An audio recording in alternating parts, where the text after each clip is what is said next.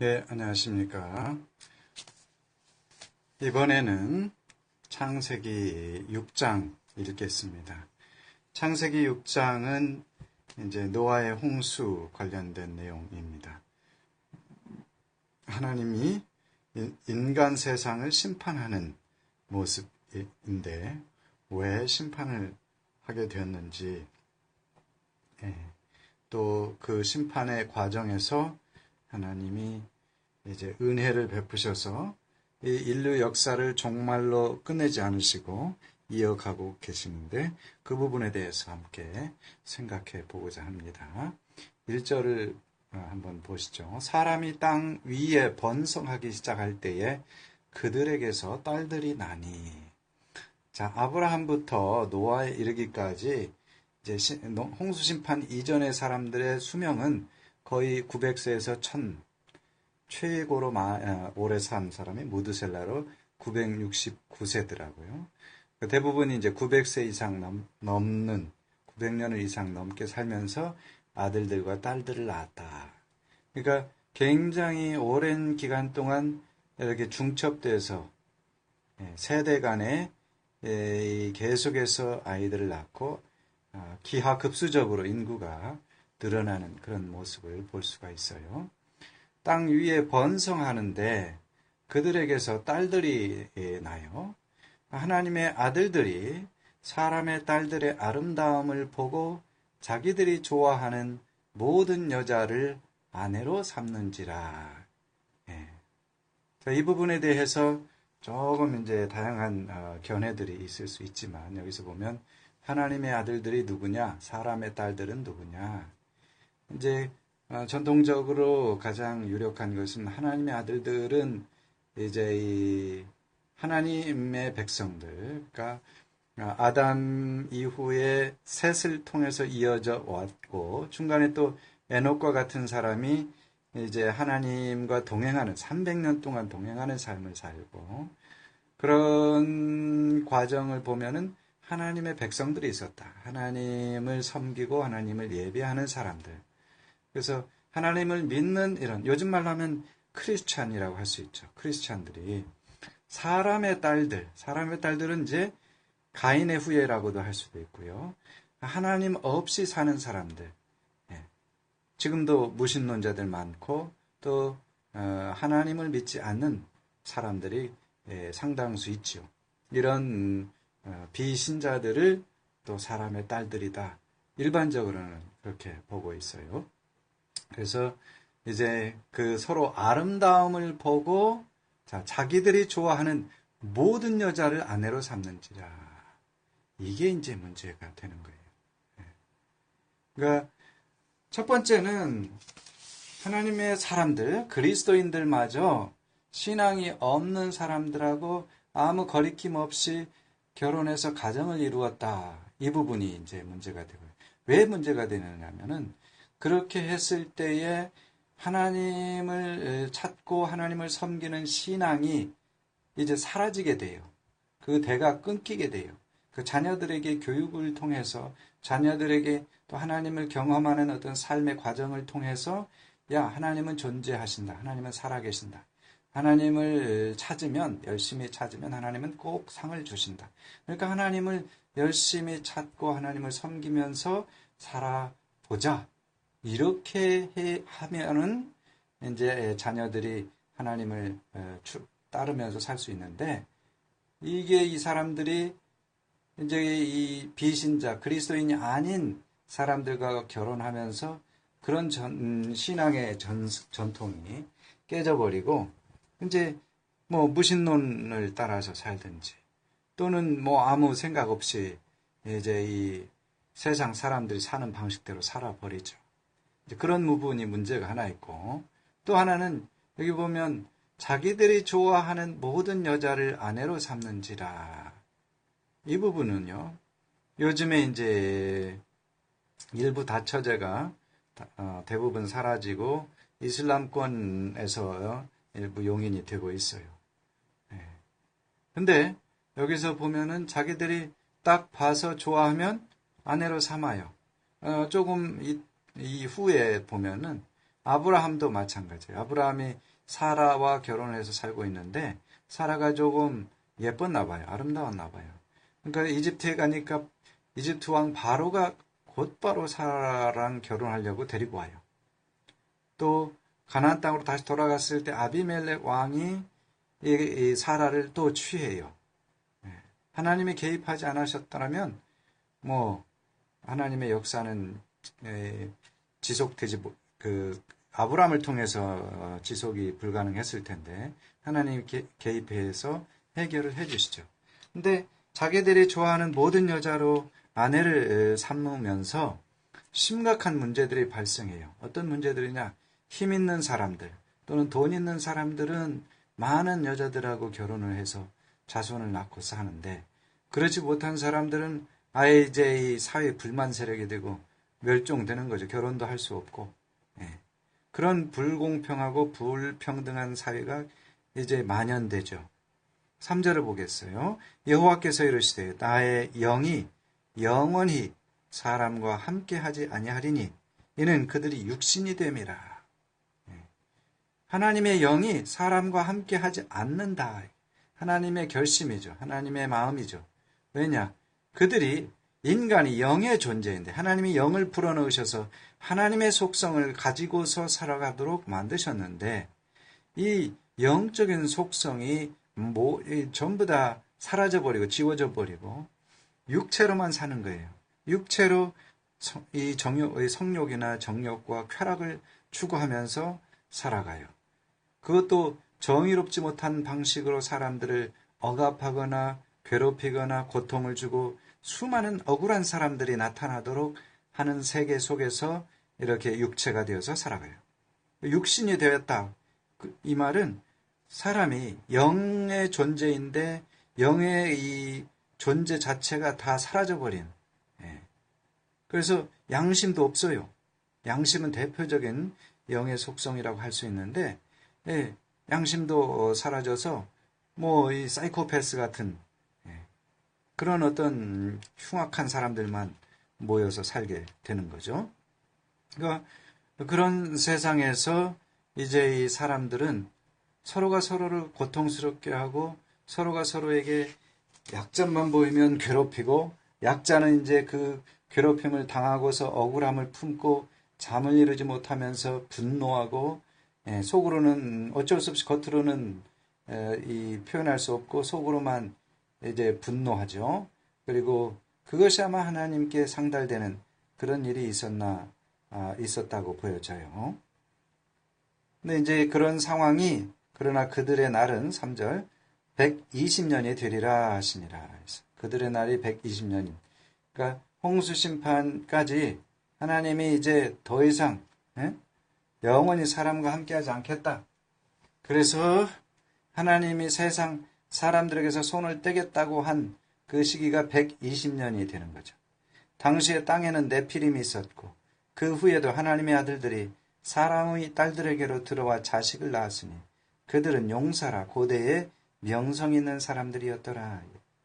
그러니까 이제 아무 개념 없이 육체대로만 결혼을 해서 자식을 낳았는데 네피림이라고 하는 족속이 있었어요.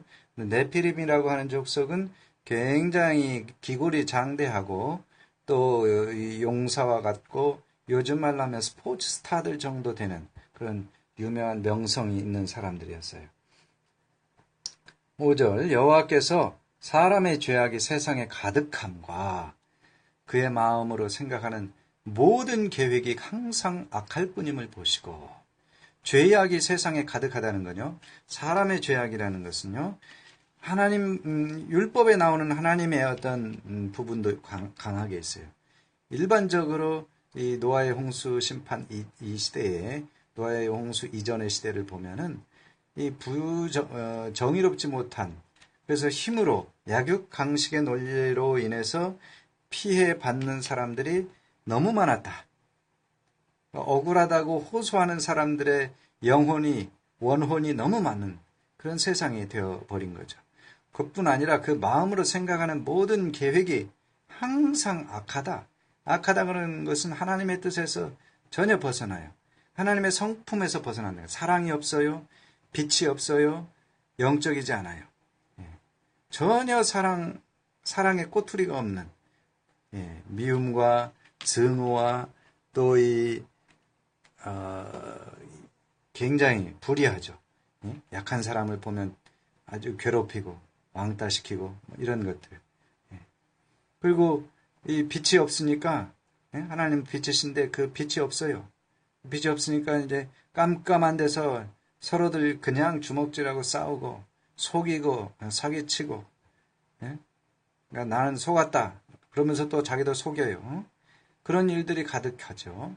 그러니까 영이신 하나님을 따르지 않고 이제 우상을 만들어서 보이는 것을 섬기고 보이는 것으로 인해서 이제 이 보이는 사람을 섬긴다든지 이런 어떤 심각한 문제들. 그래서 모든 생각이 악하다. 마음의 생각이 악하다. 이런 상황에서 이대로 놔두면은 이 하나님이 이루고자 하셨던 천국의 뜻이 전혀 진행이 되지 않고 이루어지지 않고 그저 사람이 사람을 괴롭히는 사회 속에서 이 사회 자체가 몰락하는 멸망하는 위기에 처하게 될 수 있기 때문에 하나님이 이 새로운 마음을 품으세요. 6절을 보시죠. 땅 위에 사람 지으셨음을 한탄하사 마음에 근심하시고 이르시되 내가 창조한 사람을 내가 지면에서 쓸어버리되 사람으로부터 가축과 기는 것과 공중의 새까지 그리하리니 이는 내가 그것들을 지었음을 한탄함이니라 하시니라. 하나님이 한탄하세요. 탄식을 하신 거예요. 내가 지은 이 생물체들, 동물, 식물, 그리고 인간. 근데 그 인간이 하나님을 떠나서 범죄하고 하나님과 분리되어서 이제 육체가 되어서 고깃덩어리로 사는 거죠. 짐승처럼 살아가니까 하나님이 사람 지으셨음을 한탄하고 탄식한다. 그렇죠? 마음에 근심한다. 그러니까 하나님은요, 우리 인간이 갖고 있는 이 성품들은 하나님으로부터 온 건데 하나님의 이미지가 있기 때문에 생각하는 것도요 하나님의 성품이에요. 이거 영적인 속성입니다. 이거 육체로는 생각을 할 수가 없어요. 그리고 감정도 그래요. 기쁘고 슬프고 걱정하고 염려하고 근심하고 두려워하고 하는 이런 감정에 보이지 않는 부분도 영적인 속성이에요. 마음에서 일어나는 감정의 변화죠. 하나님은 그런 감정이 있으신 분이에요. 그냥 허허하고 호인도 아니고 죄에 대해서는 분노하고 미워하고 또 그러나 사람은 죄인에 대해서는 너무너무 사랑하는 그런 존재이시죠. 그래서 하나님이 이제 그 죄에 대한 대가를 치러야겠다. 이 기존에 존재하고 있는 이 땅 위의 사람들이 너무너무 악해서 가만히 놔두면 스스로도 멸망할 것이고 더 이상 눈을 뜨고 볼 수 없는 수준에까지 이르렀다 이런 거죠. 그래서 이 창조한 사람을 지면에서 쓸어버리는데 사람뿐만 아니라 사람과 연관된 동물들까지 다 그래요. 가축과 땅에 기어다니는 것과 공중에 날아다니는 새까지 바다의 물고기들 빼고는 전부 다 숨쉬는 것들은 전부 다 멸망하게 돼요. 근데 그 중에 한 사람이 이 시대에 은혜를 받아서 은혜라고 하는 건 값없이 주어진 선물과 같은 거죠. 그러나 노아는 여호와께 은혜를 입었더라. 노아는 하나님으로부터 은혜를 입었어요. 은혜를 입었다고 하는 것은 그 심판의 과정에서 면제받도록 선택받은 거죠.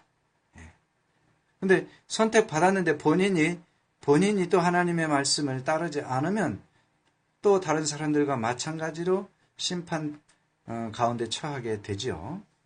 자, 그래서 여기서 이제 노아에 대한 설명이 나옵니다. 9절부터요. 이것이 노아의 족본이라. 노아는 의인이요 당대의 완전한 자라. 그는 하나님과 동행하였으며 세 아들을 낳았으니 셈과 함과 야벳이라. 자, 노아가 의인이다. 이 의인이라고 하는 것은 의로운 일을 한 사람, 보통 사회 통념적으로는 그래요. 사회적으로 의로운 행동을 한 사람은 의인이다. 예를 들어서 얼마 전에 이제 이 차를 타고 가던 어떤 운전자가 갑자기 정신을 잃었어요. 어떤 연유로든지.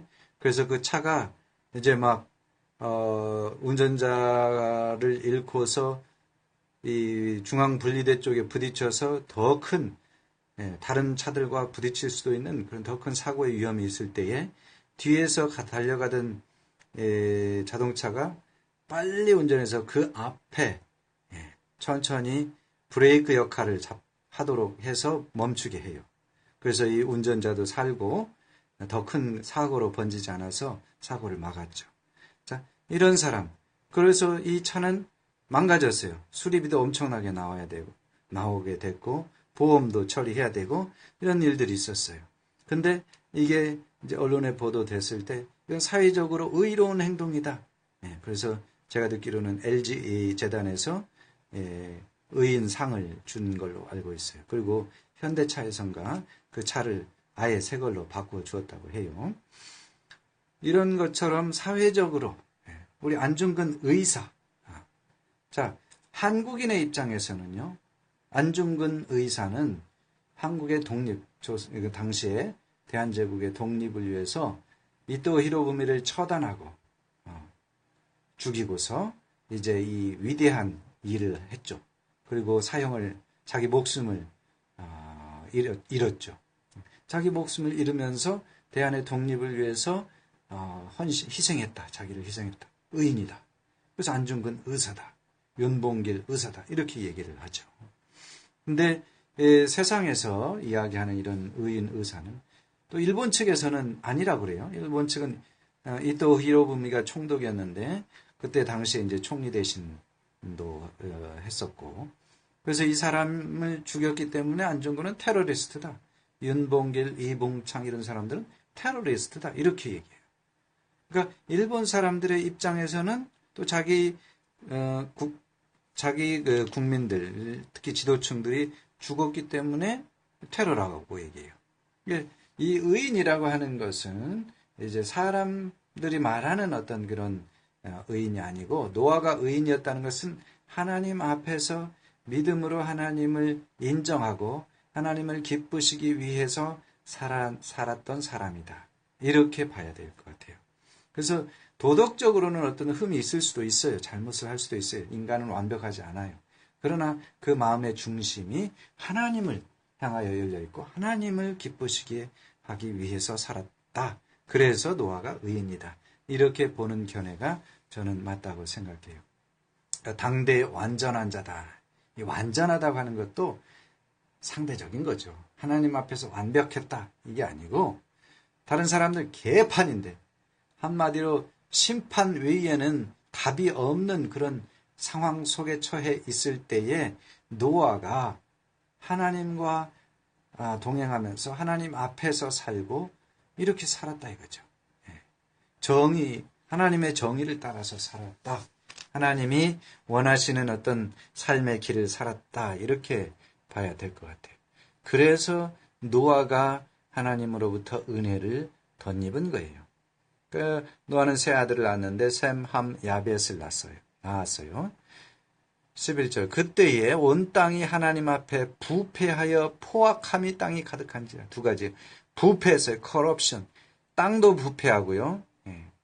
포악하고요. 아주 사납고 무섭고 서로 이거 뭐 말을로 표현하지 않아요. 주먹이 날아다니고 무기를 가지고서 싸우는 또 약육강식의 논리가 강하게 지배하고 있는 하나님의 어떤 성품, 사랑과 빛과 영이신 하나님의 성품이 도저히 인간 사회에서는 찾아볼 수가 없는 그런 상황까지 다다른 거죠. 이게 땅에 가득한 거예요. 너무너무 포악해요. 하나님이 보신즉 12절 하나님이 보신즉 땅이 부패하였으니 이는 땅에서 모든 혈육 있는 자의 행위가 부패함이었더라. 부패했어요. 완전히 썩었다 이거예요. 썩었어. 우리 2014년 4월 16일 날 세월호라고 하는, 한국에서는 세월호라고 하는 정말 비극적인 참사가 일어났어요. 그 참사가 일어난 배경을 잘 살펴보면요, 그 세월호와 관련된 한국 사람, 그것이 공직자든 해운사든 또는 그 선박을 운전하고 있던 선박을 운전하는 그 승무원들이든 선장이든 아주 관련된 사람은 처음부터 끝까지 전부 다 부패했어요. 단 한 사람도 썩지 않은 사람이 없어요. 다 부패해가지고 누구도 그 사이에서 단 한 사람이라도 이것은 잘못됐다, 이거는 출항하면 안 된다, 또는 출항을 했을 때 이렇게 가면 안 된다, 이런 말을 한 사람이 없었다 이거예요. 서로 의사소통도 안 되고. 이런 부패한 곳에서는요, 인간은 지옥입니다. 그게 지옥이에요. 인간이 사는 지옥은 뭐 따로 있는 게 아니에요. 땅이 부패하고 포악하고 그러면 그게 지옥인 거예요.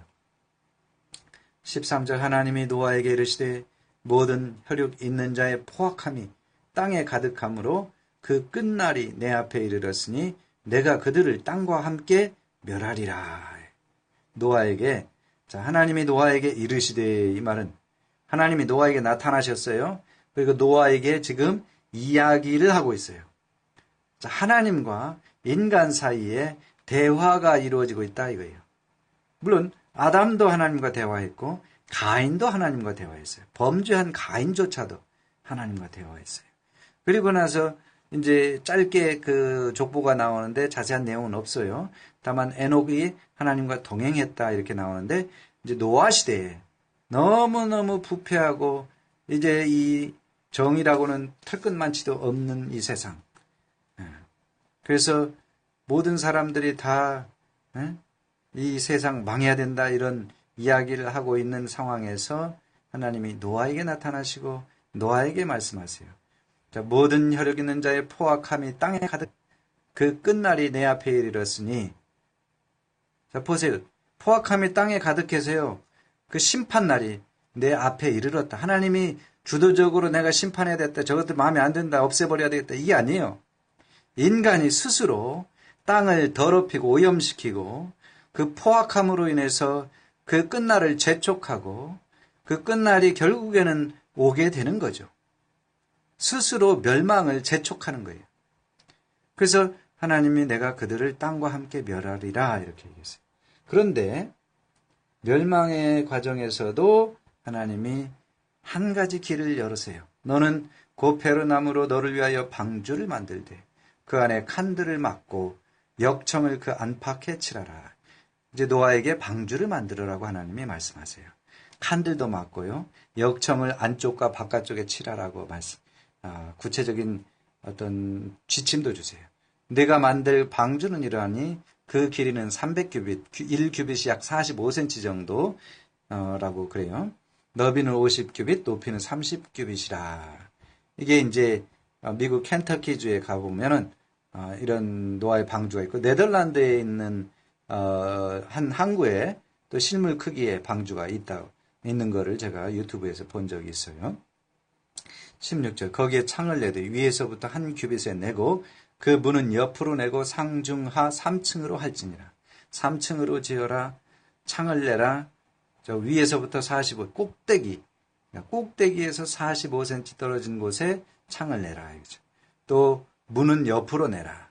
17절 내가 홍수를 땅에 일으켜 무릇 생명의 기운이 있는 모든 육체를 천하에서 멸절하느니 땅에 있는 것들이 다 죽으리라. 땅에 있는 것들이요 다 죽어요. 왜냐하면 물로 다 덮어버렸거든요. 모든 산까지 다 덮어요. 그러나 너와는 내가 내 언약을 세우리니 너는 내 아들들과 내 아내와 내 며느리들과 함께 그 방주로 들어가고. 먼저는 방주를 지어야 되고 그 다음에 그 방주 안으로 들어가는 것이 중요합니다. 자, 하나님이 언약을 세운다. 약속을 한다 이거예요. 언약이라고 하는 것은 말로 하는 약속인데 이거는 상호 계약이 아니고요. 하나님이 일방적으로 말씀으로 약속하시는 거예요. 이 은혜죠, 은혜. 노아가 어떤 특별하게 하나님에게 잘 보여서가 아니고 하나님을 그래도 따라서 살고자 하는 그런 믿음으로 살고자 하는 자세가 있었기 때문에 하나님이 그를 선택하셨고 그에게 언약을 세우면서 너희 식구들을 데리고 들어가라. 그 다음에 19절 혈육 있는 모든 생물을 너는 각기 암소 한 쌍씩 방주로 이끌어들여 너와 함께 생명을 보존하게 하되 혈육이죠. 피와 육체, 이 몸을 갖고 있는 모든 생물을 암수 한 쌍씩 방주로 이끌어들여 너와 함께 생명을 보존하게 하라. 이 부분은 조금 뒤에서 변화가 있습니다. 이 120년 동안 제가 보기에는 노아가 어떻게 그 암수 한 쌍씩 전부 다 모아가지고 방주 안에 들여보내요. 쉽지가 않죠. 근데 나중에 보면 하나님이 데리고 오세요. 그 다음에 새가 그 종류대로 가축이 그 종류대로 땅에 기는 모든 것이 그 종류대로 네개로 나아오리니 각기 둘씩 너에게로 나아오리니 그 생명을 보존하게 하라. 그러니까 노아가 다 데리고 올 수가 없죠. 하나님이 그 새나 가축과 모든 동물들을 암수 한 쌍씩 보내요. 그래서 이제 방주 안에 들여서 살게 하죠. 21절 너는 먹을 모든 양식을 너에게로 가져다가 저축하라. 이것이 너와 그들의 먹을 것이 되리라. 사람과 동물이 이 육식을 하게 된 것은 노아의 홍수 이후입니다. 조금 있으면 이제 홍수 이후에 이 음식, 식량을 동물, 짐승을 먹을 수 있게 해요. 그리고 동물들 사이에는 먹이 사슬이 형성되게 돼요. 그래서 이제 이때 당시에는 풀만 갖다 놔도 동물들은 다 살 수 있었죠. 쉽게 얘기해서 사자나 호랑이도 풀을 먹고 살았다. 그렇게 보는 견해가 있어요. 21절 노아가 그와 같이 하여 하나님이 자기에게 명하신 대로 다 준행하였다. 자, 120년 동안 방주를 만들어요. 그것도 산 근처에서 나무들을 잘 얻을 수 있는 곳에서. 노아의 직업이 목수가 돼버린 거예요. 이게 조선소 건설을 하게 되는 거죠. 조선사를 운영하게 되는 거죠. 근데 웃기게도 바다나 강 주변에서 일을 하지 않고 산 위에서 하더라. 근데 이제 많은 사람들 어떤 비난과 우스갯거리가 되었겠죠. 그러나 노아가 하나님을 경외하고 하나님이 말씀하신 것을 기억하고 말씀한 그대로 준행해요. 다 실천해요. 온전히 순종합니다. 이로 인해서 인류는 이제 이 스스로 멸망의 길을 만들었던 그 멸망의 끝자락에 서서 이 물 아래에 가라앉아서 다 사라지고 오직 방주를 지은 노아와 그 식구들 그리고 노아의 방주에 들어온 모든 동물들만 생존하게 돼요.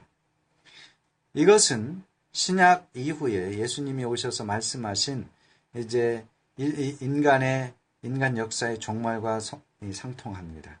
우리 인류의 역사는 영원히 지속되는 것이 아니에요.